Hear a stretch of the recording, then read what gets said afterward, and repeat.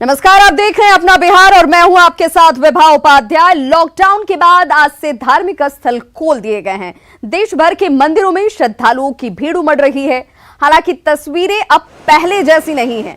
हम आपको 3 जगह की तस्वीरों के साथ पटना के महावीर मंदिर, जामा मस्जिद और साथ ही साथ गुरुद्वारे की तस्वीरें दिखा रहे हैं। हरमंदिर गुरुद्वारे की ये तस्वीर देखिए, जहां पर मंदिर में आस्था के लिए साथ जो भक्त है वो तो जरूर पहुंच रहे हैं, लेकिन अब आपको सोशल डिस्टेंसिंग का पालन करना होगा। नियमों के तहत आपको एंट्री मिलेगी, यहां पर जांच की जाएगी और इसके साथ ही साथ वो तमाम एहतियात आपको बरतने होंगे जो जिम्मेदारी इस वक्त आपके ऊपर है। तस्वीरें आपके सामने पटना के महावीर मंदिर, पटना के ही जामा मस्जिद और तख्त श्री हरमंदिर की हर जगह श्रद्धालु जरूर पहुंच रहे हैं, पूजा अर्चना जरूर की जा रही है, लेकिन नियमों को ध्यान में रखते हुए, सोशल डिस्टेंसिंग का पालन करते हुए। हालांकि सभी जगहों पर सुरक्षा और सोशल डिस्टेंसिंग का खास ख्याल रखा जा रहा है। एक बार में ज्यादा लोगों को अंदर जाने की अनुमति नहीं दी जा रही है। साथ ही साथ सैनिटाइजेशन का भी इंतजाम किया गया है।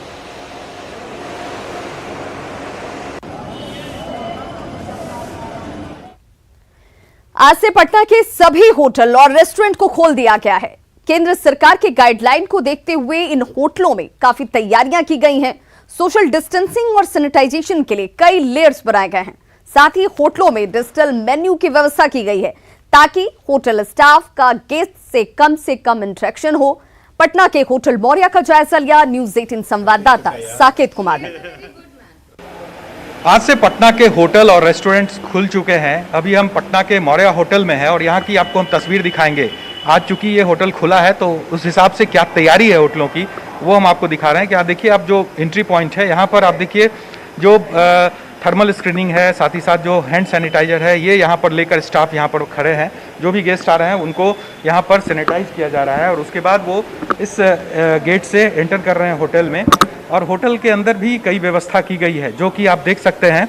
ये सोशल डिस्टेंसिंग के लिए जो मार्किंग है वो यहाँ पर रिसेप्शन पर किया गया है कि जो गेस्ट आएंगे बुकिंग के लिए या कोई भी बात करनी हो यहाँ पर रिसेप्शन पे, तो वो यहाँ पर सोशल डिस्टेंसिंग का जो ये मार्किंग जो जिसके लिए किया गया है उस मार्किंग के हिसाब से ही खड़े होंगे। साथ ही साथ लिफ्ट में भी कम लोगों को, यानी 2 से 3 लोगों को ही एंट्री दी जा रही है एक बार, और उसके अलावा जो लोग आते हैं तो वो यहाँ मार्किंग के हिसाब से वेट करेंगे। और आपको हम एक बार तैयारी जो है वो रेस्टोरेंट की भी दिखाते हैं। ये होटल का रेस्टोरेंट है और रेस्टोरेंट में क्या कुछ तैयारी की गई है, क्योंकि आज से रेस्टोरेंट भी खुल गया है और हाइजीन के हिसाब से तमाम जो रेस्टोरेंट है वो अपने कस्टमर्स को खाना और फूड तमाम चीज़ें उपलब्ध करा रहा है। देखिए, यहाँ पहले आने के साथ आपको यहाँ भी एक बार जो स्टाफ है वो हैंड सैनिटाइजर है वो हैंड सैनिटाइज आपका यहाँ पर कर रहे हैं। साथ ही साथ यहाँ पर मोबाइल क्या किया जा रहा है, मोबाइल नंबर लेकर मोबाइल से उनको मैसेज कर दिया जाता है व्हाट्सएप पर। मेन्यू तो यहाँ पे मोबाइल नंबर लिया जाता है और जो कस्टमर्स आ रहे हैं उनको यहाँ पर उनका जो मोबाइल नंबर है उसके व्हाट्सएप नंबर पे उनको मेन्यू जो है वो भेजा जा रहा है और उसके बाद वो उनका ऑर्डर है वो उनको दिया जा रहा है। यहाँ पर देखिए जो रेस्टोरेंट है जहाँ सीटिंग अरेंजमेंट किया गया है वहाँ की तस्वीर आप देखिए किस तरह से जो गैप है टेबल्स के बीच में वो रखा गया है। साथ ही साथ कई गाइडलाइंस होटल की तरफ से भी जारी है, जैसे कि आप ये मार्किंग देख पा रहे होंगे। ये मार्किंग जो बनाया गया है ये जो होटल स्टाफ है जो ऑर्डर लेके यहाँ पर पहुँचेंगे उनके लिए किया गया है कि वो इनका ये जो मार्किंग है वो ये करेंगे। तो हम एक बार बात कर लेते हैं यहाँ पर बीडी सिंह जी हैं। हम एक बार बात करते हैं। सर, क्या कुछ तैयारी आप लोगों ने किया है, जो गेस्ट आएंगे उसको किस तरह से आप लोग? विशेष ये कि हम लोग के जो गाइडलाइंस SOP मिला है government of India health department से उसको फॉलो करें और उसी की तरफ से टेबल भी 50% कवर हम लोग हटा दिए हैं।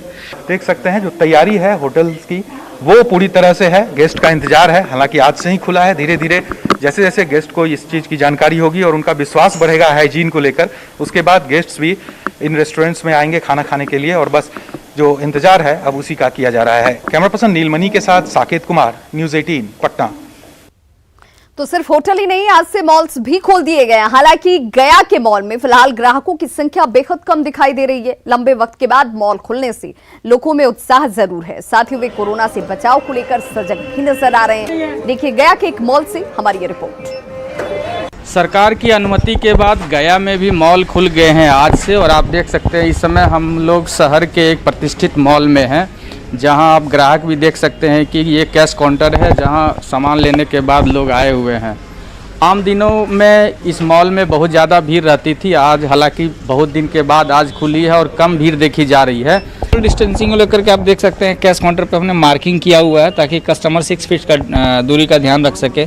हैंड सैनिटाइज़र है, थर्मल स्कैनिंग हर एक कस्टमर का गेट पे ही हो रहा है, जिसका टेम्परेचर लगता है कि वो 36 या 37 से एबव है तो हम लोग उनको अवॉइड कर रहे हैं, मना कर दे रहे हैं। बिलो 10 ईयर जो बच्चे हैं या 65 ईयर से एबव जो बुजुर्ग आदमी है उनको हम लोग अभी बोल रहे हैं कि कृपया आप अभी यहाँ पे विजिट मत कीजिए। ट्रायल को लेकर गाइड है, जो ट्रायल नहीं होना। ट्रायल के लिए हमने अपना सारा ट्रायल रूम अभी क्लोज किया हुआ है और हर जगह जगह पे नोटिस चिपकाया हुआ है। तो सरकार ने जो गाइडलाइन जारी की है उसके आधार पर जिला प्रशासन ने भी कई तरह के निर्देश दिए हैं और उसका पालन हर संभव कोशिश हो रही है संचालक के द्वारा। इसके अतिरिक्त जो ग्राहक निकल रहे हैं बाजार में या मॉल में आ रहे हैं तो उनकी भी कोशिश है कि वो ऐसा काम ना करें जिससे उसकी परेशानी बढ़े, क्योंकि कोरोना से बचने के लिए सोशल डिस्टेंसिंग बहुत जरूरी है।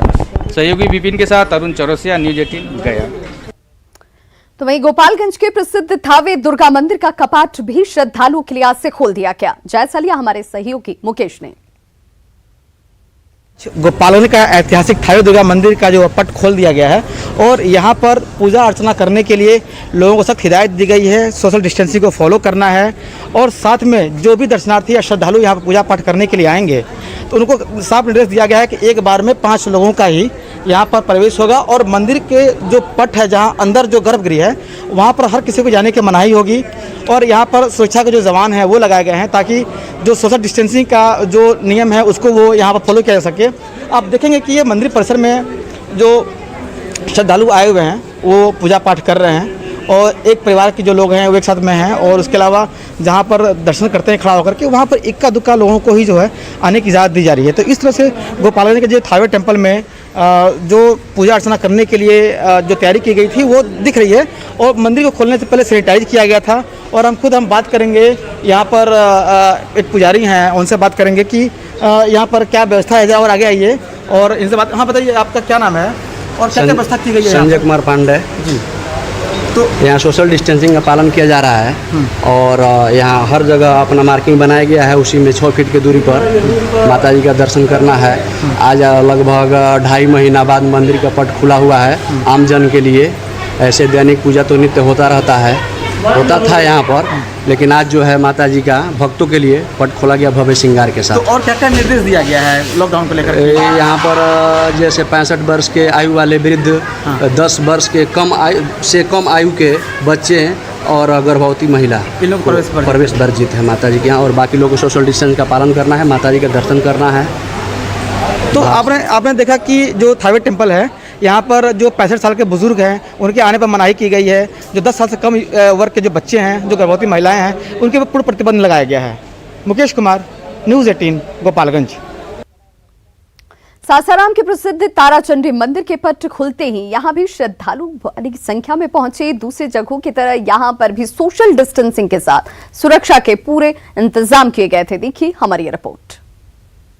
लगभग 2.5 महीने के बाद खोला गया है और पूरी तरह से जो एहतियात बरती जा रही है, आप हमारे पीछे देख सकते हैं किस प्रकार ये सोशल डिस्टेंसिंग का पालन करते हुए लोग पूजा अर्चना में के लिए आए हैं और अलग अलग गोला बनाया गया है। अलग अलग लोग जो हैं वो दूरी बनाकर खड़े हैं और मंदिर जो परिसर है उसके गर्भगृह में अभी भी प्रवेश नहीं दिया जा रहा है।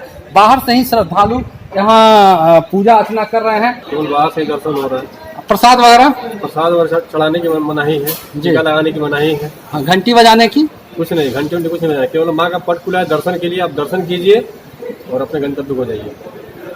तो पुजारी जी का कहना है कि माँ का पट खुला है, 2.5 महीने के बाद पट खुला है और अभी भी यहाँ घंटी बजाने की मनाही है, यहाँ अभी भी प्रसाद चढ़ाने की मनाही है और जो देवी का गर्भगृह है वहाँ भी प्रवेश वर्जित है। तो इस प्रकार लगभग 2.5 महीने के बाद सासाराम का प्रसिद्ध ताराचंडी देवी स्थान को श्रद्धालुओं के लिए खोल दिया गया है।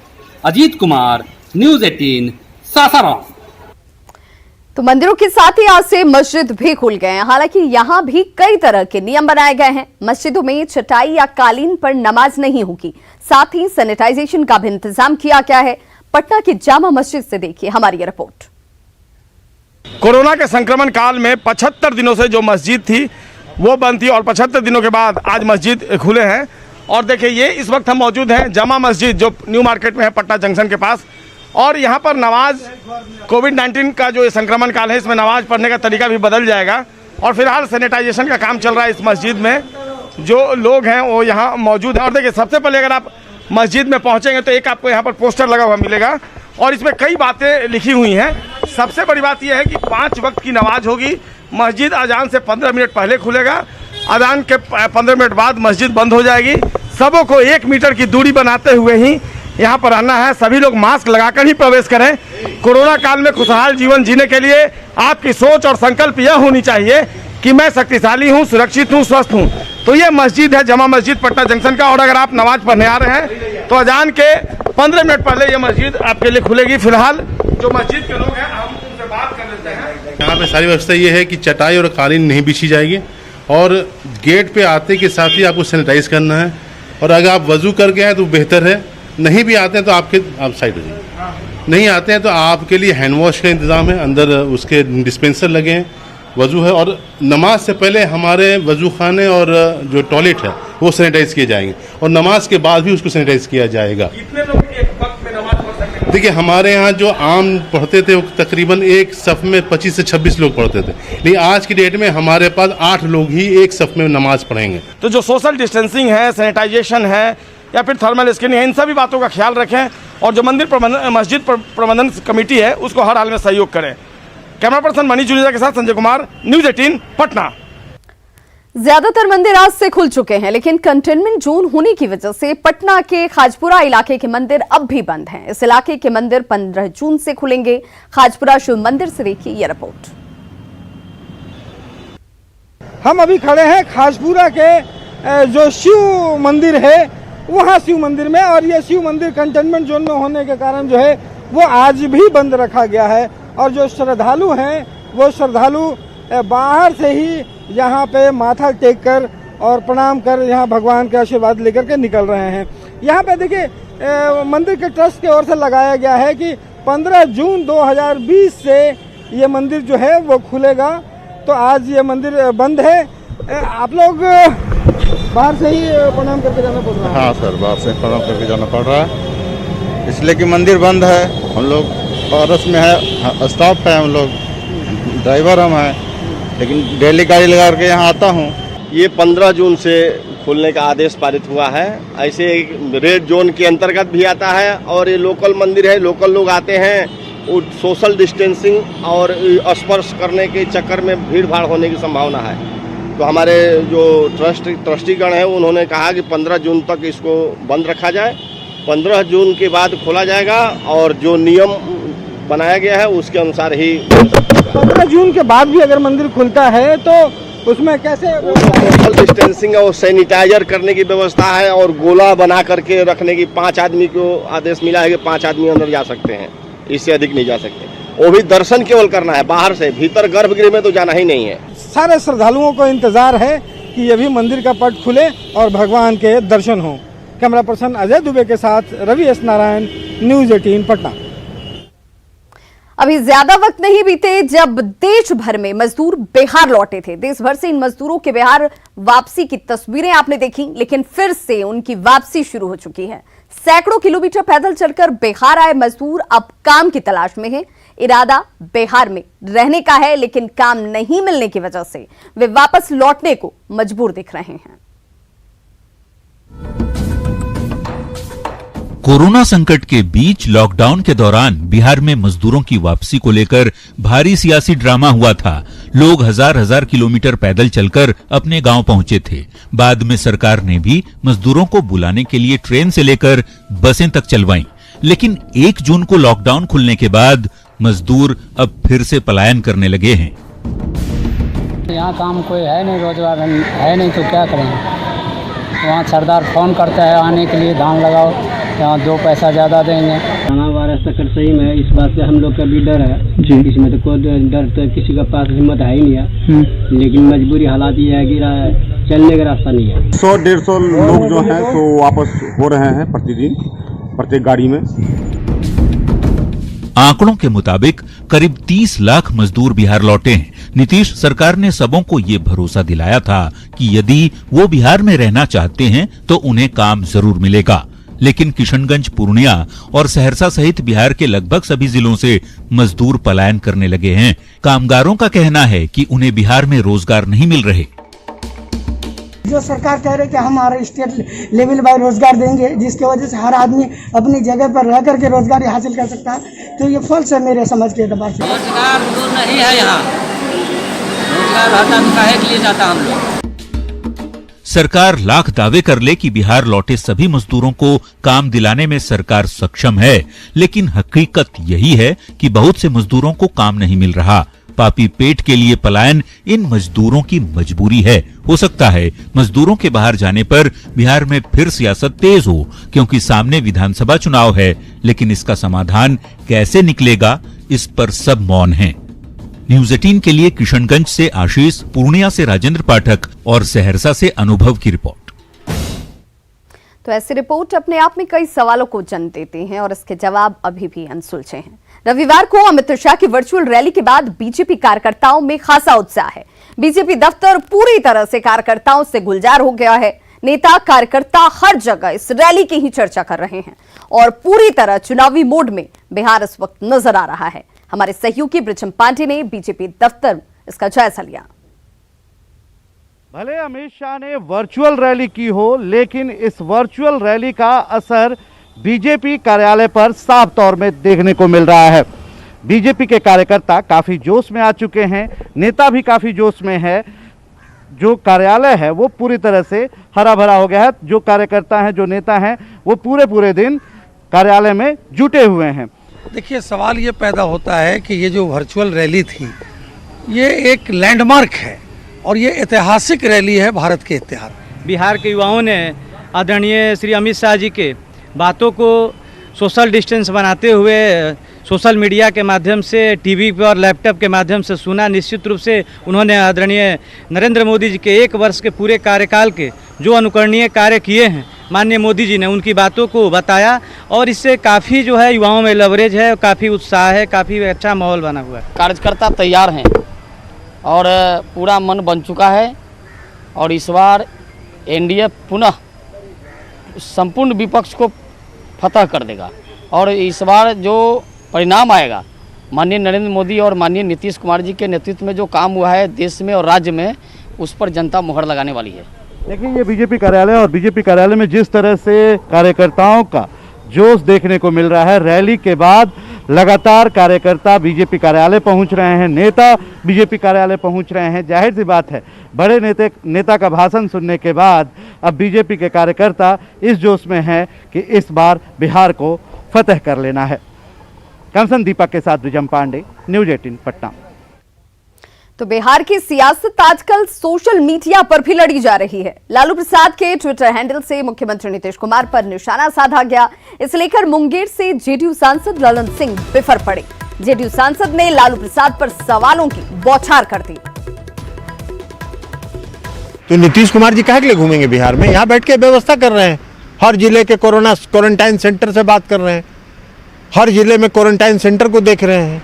हाँ, लालू जी जब मुख्यमंत्री थे तो बिहार में घूमते थे और घूमते थे तो घूम के देखते थे कि माल बनाने का स्कोप कहाँ है, माल कहाँ से बन सकता है, जमीन किसका लिखवाया जा सकता है, किसको नौकरी देके जमीन उसका लिखवा लेना है, किसको टिकटार्थी जो है, किसका बढ़िया मकान जगह जगह है, उसको टिकट देना है, उसका मकान लिखवा लेना है। तो ये काम वो करते थे। सब माता पिता पुत्र सब मिलके बिहार को खोखला बना दिए। औरंगाबाद में एसआई वीरेंद्र तिवारी की संदेहास्पद स्थिति में मौत के बाद पुलिस लाइन को फिलहाल सील कर दिया गया है और सैनिटाइजेशन कराया जा रहा है। आशंका जाहिर की जा रही है कि वीरेंद्र तिवारी की मौत कोरोना की वजह से हुई है, इसीलिए एहतियातन ये कदम उठाए गए हैं। साथ ही उनके संपर्क में आए सभी पुलिसकर्मियों को फिलहाल क्वारंटीन कर दिया गया है। रिपोर्ट का इंतजार किया जा रहा है कि किस तरह की रिपोर्ट सामने आती है और उसके बाद आगे की कार्रवाई की जाएगी। भागलपुर के जवाहरलाल नेहरू मेडिकल कॉलेज अस्पताल को पूरी तरह से कोरोना डिटेक्टेड अस्पताल के रूप में बदल दिया गया है, लेकिन इमरजेंसी में लगातार बढ़ते दबाव के बीच अस्पताल प्रबंधन की ओर से इमरजेंसी विभाग में 60 और ट्रॉमा विभाग में 20 बेड का इमरजेंसी सेवा शुरू की गई है। अस्पताल प्रबंधन ने ओपीडी सेवा शुरू होने तक विभाग में इमरजेंसी के 40 नए बेड लगाए हैं, जिससे अब मरीजों को जमीन पर इलाज के लिए मजबूर नहीं होना होगा। बेड लगा दिया गया है और आज जितने भी फ्लोर केस हैं सभी को वहां पर ट्रांसफर कर दिया जाएगा। इमरजेंसी में कितने बेड थे सर और कितने बेड? देखिए इमरजेंसी में अभी 60 बेड है और 20 बेड है इसमें ट्रॉमा वार्ड में। अब 40 वहां पर जाने से टोटल 120 बेड हो जाएगा। गया में अपराधियों ने एक चौकीदार की गोली मारकर हत्या कर दी। क्वारंटीन सेंटर में तैनात चौकीदार वीरेंद्र पासवान को यह कहकर बाहर बुलाया गया कि उसे थाना अध्यक्ष बुला रहे हैं। जब वे बाहर निकले तो पहले से घात लगाए अपराधियों ने उन पर गोलियां चला दी। अब तक अपराधियों की हालांकि पहचान नहीं हो पाई है। एसएसपी का यह कहना है कि जल्द ही आरोपी गिरफ्त में होंगे। अज्ञात कॉल आया था, ये कह करके उनको बुलाया जा रहा है कुछ काम के लिए, उनको बुलाया गया था। और वो जब कार्य को सोच कर बाहर निकले थे घर के, तो उनको किसी अज्ञात व्यक्ति के द्वारा गोली मार दी गई है। उनकी घटना के पश्चात उनकी मृत्यु हो चुकी है। अभी तक हमलावर जो भी है भाई अज्ञात है, अभी अनुसंधान चल रहा है। नक्सलियों ने जमुई में जमकर उत्पात मचाया। चकाई थाने के बोंगी में सड़क निर्माण कंपनी के 3 जेसीबी को आग के हवाले कर दिया गया। घटना को अंजाम देने आए नक्सलियों ने निर्माण कंपनी के मजदूरों के साथ मारपीट भी की। इन्हें बंधक बनाया गया। आग लगाकर नक्सलियों के जाने के बाद मजदूरों ने इस आग को किसी तरह से बुझाया है। नक्सलियों के इस कारस्तानी से लाखों रुपए का नुकसान हुआ है और यह कहा जा रहा है कि नक्सलियों ने लेवी नहीं मिलने से इस घटना को अंजाम दिया। घटना को अंजाम देने आए लगभग 1 दर्जन नक्सली हथियारों से लैस थे। पोझा बरमोरिया में ये सड़क बनाई जा रही थी।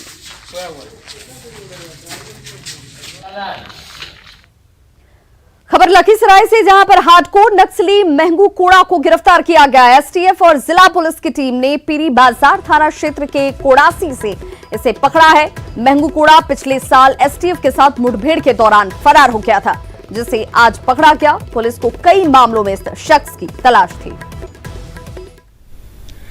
एसटीएफ का हमारा जो गठन हुआ था वो ऑर्गेनाइज्ड क्राइम, ऑर्गेनाइज्ड क्रिमिनल्स की गतिविधियों पर नियंत्रण और लेफ्ट विंग एक्सट्रीमिज्म की गतिविधियों पर नियंत्रण के लिए रहता है। एसटीएफ हमारा जो है एक स्पेशलाइज्ड यूनिट है और वो अपने कार्यों को बड़े ही कुशलता से अंजाम देता आ रहा है। पृष्ठभूमि में रह करके वो अपना काम करता आ रहा है। इसीलिए आप समय समय पर देखेंगे कि हमारी उपलब्धियां ऑर्गेनाइज्ड क्राइम के उद्भेदन में भी और उन्मूलन में भी और उस तरह के साथ साथ नक्सल में भी जो है हमारी आपको जो है उपलब्धियां मिलती रहेंगी। बेगूसराय में लॉकडाउन के दौरान पूजा पाठ के लिए छूट मिलते ही विवाद शुरू हो गया। मामला तिगड़ा थाना क्षेत्र के गौरा पंचायत का है। स्थानीय स्तर पर विवाद को बढ़ता हुआ देख मौके पर बड़ी संख्या में पुलिस बल की तैनाती की गई। दरअसल सड़क किनारे सरकारी जमीन पर वार्ड सदस्य प्रतिनिधि ने हनुमान जी की मूर्ति लगा दी थी, जिसके बाद गांव में इसको लेकर विवाद शुरू हो गया। विवाद बढ़ता देख एसटीओ ने मजिस्ट्रेट की नियुक्ति की, जिसके बाद हनुमान जी की मूर्ति को पुलिस थाने लाया गया और इसके बाद अब मामला जाकर शांत हुआ है। तो खबरों का सिलसिला लगातार जारी है। आप देखते रहिए न्यूज़ 18 बिहार झारखंड।